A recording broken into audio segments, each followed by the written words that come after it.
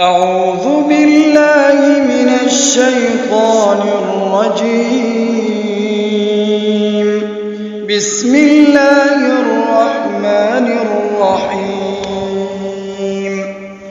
وأوحى ربك إلى النحل أن اتخذي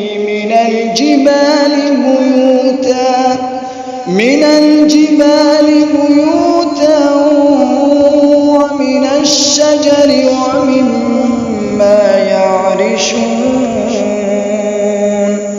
ثم كلي من كل الثمرات فاسلكي سبل ربك ذللا يخرج من بطونها شراب